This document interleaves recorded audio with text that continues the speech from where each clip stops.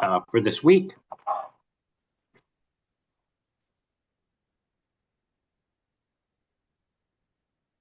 Now, as always, this morning, for media members who are on the call, if you've got questions for any of our coaches here today, uh, just use the chat feature or the raise your hand icon, and we'll get to those questions as soon as we can. We begin this morning's call, as we always do, with the head coach at North Carolina A&T, Shawn Gibbs. Good morning, Coach Gibbs. Good morning, Rob. Good morning. Obviously, a tough Saturday for your team against a really talented offense in Monmouth. Just kind of give me your impressions on what happened Saturday. Yeah, hats off to Coach Callahan and his staff and Monmouth football team. They played a heck of a game on Saturday, and we just couldn't do anything to get them stopped. Like whatever they wanted to do, they had success doing. They have really good players. The quarterback played good against us, best he has all season. The running back's been phenomenal all year, Nelson, and the receivers have been pretty consistent all year, but they all put on a show on Saturday. How you've been doing this a while? How good offensively with the number of things that they can do through the air and on the ground are they? Because it has not just been your team that they put up those type of numbers against. Oh, they're really good, and if the starting quarterback is healthy, they I don't see too many teams out there that would be better than them.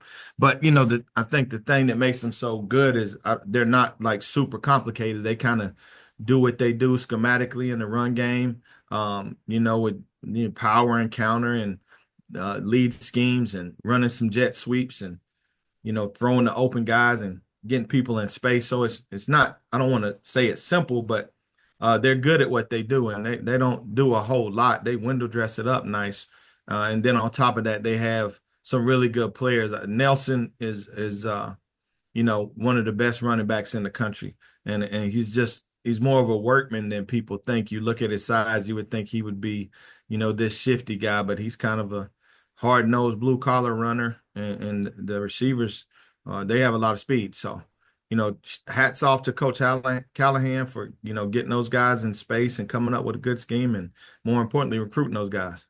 Yeah.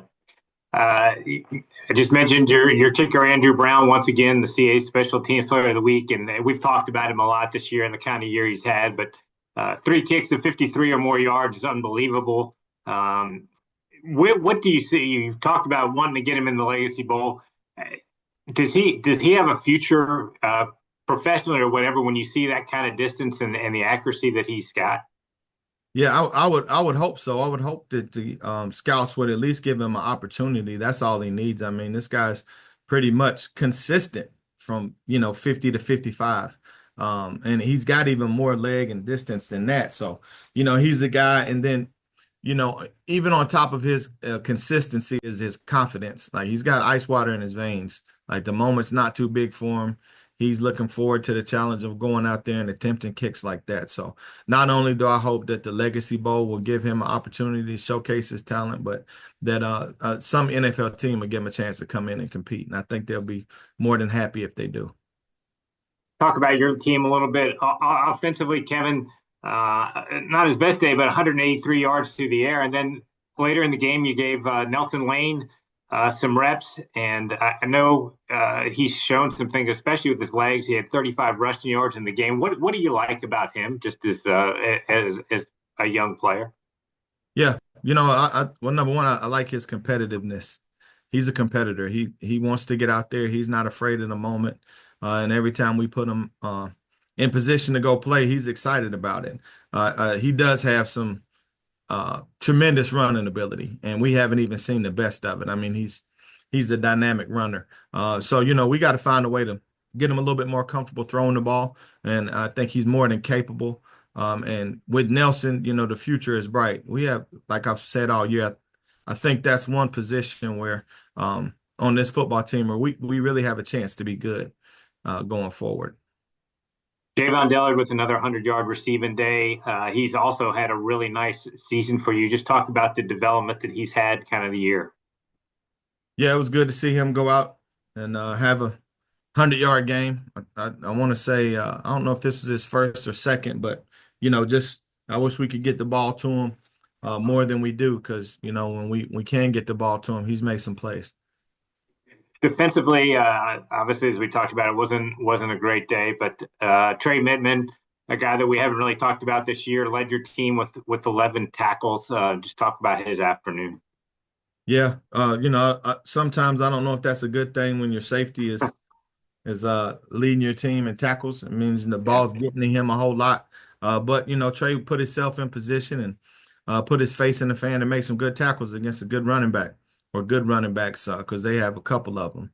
But yeah, Trey's gotten better throughout the season. I look forward to continue watching him grow as a player. Your team has certainly done some things this season, getting a couple of conference wins and doing and making progress all year long. As you start to look ahead to some of the offseason, haven't been through the league for a year, what are some of your priorities? What are you pleased about with the way your program's going, and then what are some of the priorities as you head into the offseason? Well, I'm pleased about some of the young guys that we did bring in, such as Nelson. I think we have some good young guys that we can really build around. Our number one priority is to go out and recruit good football players, but good people and people that fit what we're trying to do and where we're trying to go. That's the most important thing. We need people that are going to come in and buy into what we're trying to do. And commit to never having another season like we had this past year. I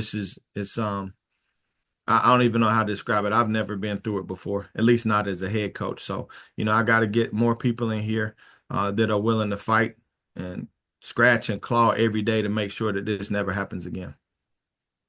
You've got one game left on the schedule against an Elon team that is coming off a win on Saturday. As you've kind of dove into them a little bit, what are some of the challenges that they present?